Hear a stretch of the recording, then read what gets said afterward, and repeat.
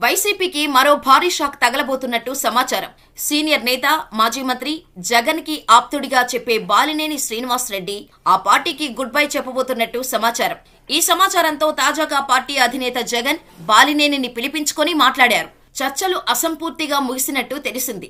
వైసీపీకి రాజీనామా చేసే ఆలోచనలో బాలినేని ఉన్నట్టు ఆయన సన్నిహిత వర్గాల ద్వారా తెలిసింది. నేడో రేపో పార్టీకి బాలినేని రాజీనామా చేసే అవకాశం ఉందంటున్నారు. జగన్ కు బాలినేని శ్రీనివాస్ బంధువు కూడా. వైసీపీ రాజ్యసభ సభ్యుడు వైవి సుబ్బారెడ్డికి స్వయంగా బావ కూడా అవుతారు. 2012లో కాంగ్రెస్ ప్రభుత్వంలో మంత్రి పదవికి, పార్టీకి రాజీనామా చేసి జగన్ కు మద్దతుగా వైసీపీలో చేరారు బాలినేని. ఆ తర్వాత ఒంగోలు నుంచి ఉప ఎన్నికల్లో వైసీపీ టికెట్పై పోటీ చేసి గెలిచారు.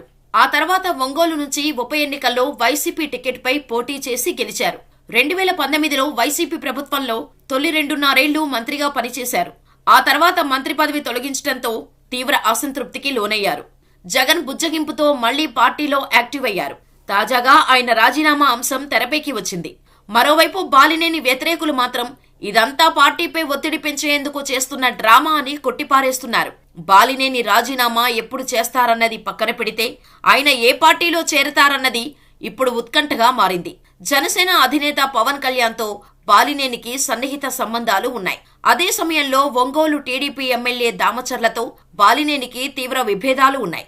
ఈ క్రమంలో బాలినేని పార్టీని వీడితే ఖచ్చితంగా జనసేనలో చేరుతారనే మాటలు ఒంగోలులో గట్టిగా వినిపిస్తున్నాయి. ఇకపోతే వైసీపీలో వలసలు ఆగినట్టేనా, లేక తాత్కాలికమా? ఇక వెళ్లేవారు ఎవరూ లేరా అంటే రాజ్యసభ సభ్యుల్లో మాత్రం లేరనే చెప్పాలి. ఎందుకంటే మిగిలిన రాజ్యసభ సభ్యులు ఎక్కువ మంది తాము జగన్ పార్టీలోనే ఉంటామని చెప్పారు. మరికొందరు నేరుగా చెప్పకపోయినా జగన్ కు అత్యంత ఇష్టులు, సన్నిహితులు కావటంతో వారు కూడా పార్టీ మారే అవకాశం లేదంటున్నారు. ఇక రాజ్యసభ పదవికి రాజీనామా చేస్తే మళ్లీ చంద్రబాబు నాయుడు తమను పెద్దల సభకు ఎంపిక చేస్తారన్న గ్యారంటీ కూడా లేదు. దీంతో ఇక దాదాపుగా వలసలు ఆగిపోయినట్టేనని పార్టీ నేతలు అభిప్రాయపడుతున్నారు. కానీ ఎమ్మెల్సీలు మాత్రం పార్టీని వీడే అవకాశాలు ఉన్నాయి.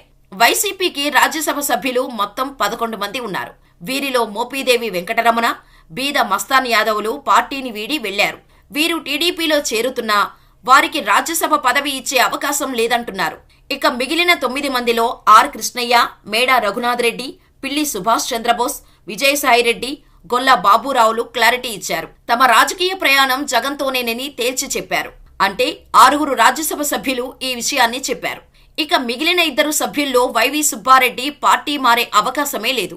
మరొక సభ్యుడు పరిమళ నత్యాని కూడా రాజీనామా చేయకపోవచ్చు.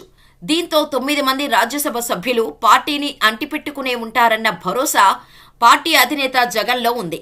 మరోవైపు ఎమ్మెల్సీల విషయంలో ఈ గ్యారంటీ లేదు. ఎందుకంటే ఇప్పటికే 3 ఎమ్మెల్సీలు పార్టీని వదిలిపెట్టి వెళ్లారు. మిగిలిన వారు వెళ్లరన్న గ్యారంటీ లేదు. ఎందుకంటే వైఎస్ జగన్ ఎమ్మెల్సీ పదవులు పార్టీ పట్ల అంకితభావం, నిబద్ధత లేని వారికి ఇచ్చారని పార్టీ వర్గాలే అంగీకరిస్తున్నాయి. టీడీపీ అధినేత చంద్రబాబు కేవలం ఎమ్మెల్సీలు, రాజ్యసభ సభ్యుల మీదనే ఫోకస్ పెట్టారు. ఎందుకంటే ఏ పదవి ఖాళీ అయినా అది తమ కూటమి ఖాతాలోనే పడుతుంది. ఎమ్మెల్యేలు వైసీపీకి 11 మంది ఉన్నా వారి జోలికి వెళ్లదలుచుకోలేదు. దీనికి కారణం కూడా లేకపోలేదు.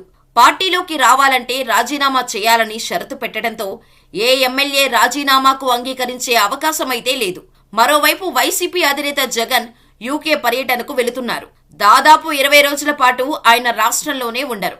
ఆ సమయంలో పార్టీ మారేందుకు ఎమ్మెల్సీలు సిద్ధపడతారా అన్న చర్చ జరుగుతుంది. వారిని ఆపేందుకు జగన్ కూడా అందుబాటులో ఉండరు. ఇదే కరెక్టు సమయమని జంపింగ్ నేతలు భావిస్తారు. అందుకే సెప్టెంబర్ నెలలో ఎక్కువగా ఎమ్మెల్సీలు మారతారన్న ప్రచారం జరుగుతుంది. కానీ ఎమ్మెల్సీలు కూడా తమకు పదవి తిరిగి ఇస్తామని గ్యారంటీ టీడీపీ నుంచి వస్తే తప్ప మారరు.